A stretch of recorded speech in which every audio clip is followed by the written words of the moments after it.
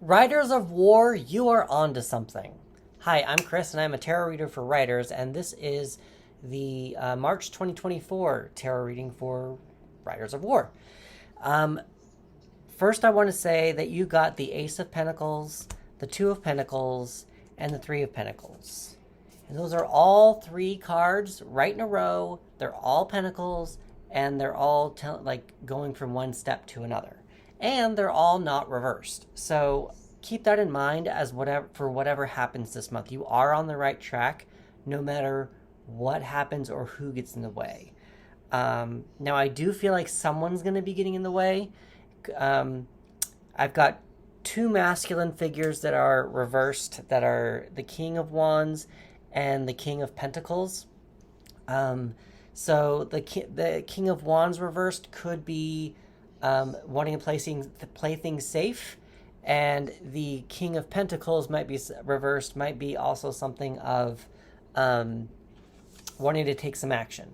So there's kind of a rock and a hard place that are kind of going to be battling. Now, you also have the Queen of Wands, yes, the Queen of Wands, and also the Queen of Pentacles. Also, those are reversed. So you're also still got a little bit more of combating. I would really highly pay attention to that. 1, 2, 3, 4, 5. Yeah, I have 10 cards here, and 5 are reversed and 5 are not.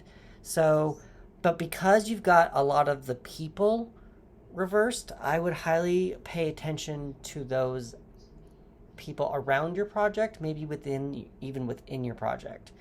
The first thing that kind of was coming to mind when I was looking at these cards was more of dive more into what the bad guys want and why they want it. I don't know why that was a ping that kind of came up as the first 3 or 4 cards kind of came as I flipped them. I just feel like you're on the Ace, 2, and 3 of Pentacles are really the ones that really stuck out to me. You do have a 5 of Cups, which is also reversed.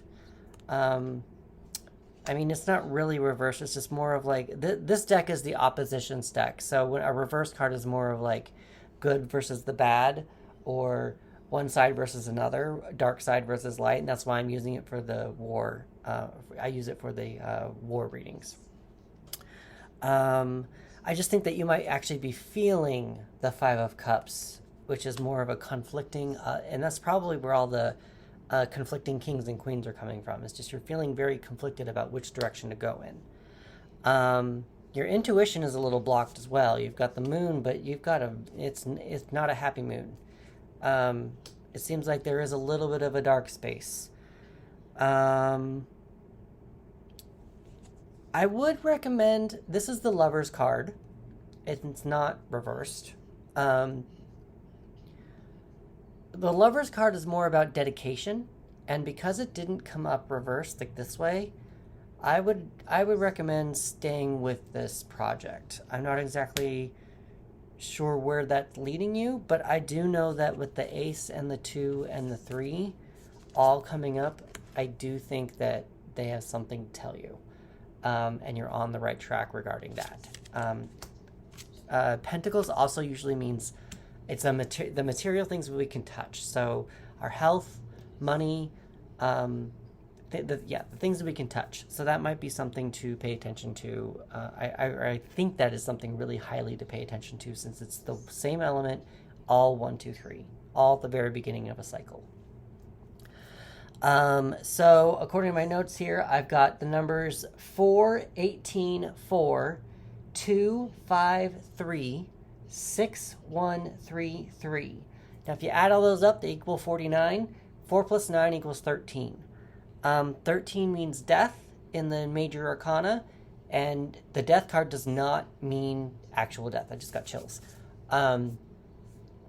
Death actually means change. Something needs to die in order for something to grow. And it could be a little bit of something that we're dealing with here. We got 5 cards that are the dark side and 5 cards that are the light side. We've got 2 kings that are kind of battling. We've got 2 queens that are kind of battling. So it just kind of feels like there might be a little bit of something's going to have to tip one way or another in order for change to happen. And I think that's going to come about probably with with your coins cards. Pay attention to your money, your health, and that might be the part that tips you in one direction or another. Let's see. Elementally, again, you've got the earth element you've got 5 earth element cards, and the earth element is the things we can touch: our health, our body, our money. And so really pay attention to what your body is telling you. Maybe the body of your project. What is the body inside your project telling you? Not, that sounds so weird, but more of like, when people say a body of work, it's more of like, what is that body speaking to you? What is that body trying to tell you, kind of a thing. I don't know if that makes sense, but let me know in the comments. Because you got a lot of earth cards and a lot of earth elements, I didn't really get planets for you this time. I actually you should pay attention to Taurus, Capricorn, and Virgo. Those are just the signs, the astrological signs. I'm not really an astrologer. I've tried, and it's just something that's not sticking in my brain for some reason. But I have other cards and other ways to know what cards are associated with what astrological signs, which helps with the practice. So that's just something to pay attention to. For some reason, the one that's really coming up to me, if I really wanted to pay attention to a sign, it would be the one with the moon. And that would probably be Neptune.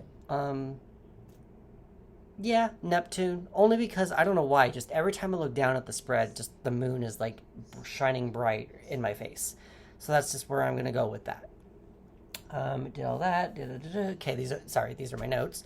I do pull 3 extra cards. For some reason, it's just for writing blocks, for writing prompts, kind of a thing. And first one was iguana. I don't know what that means. Is there an iguana in your story? Is there an iguana that helps with the war?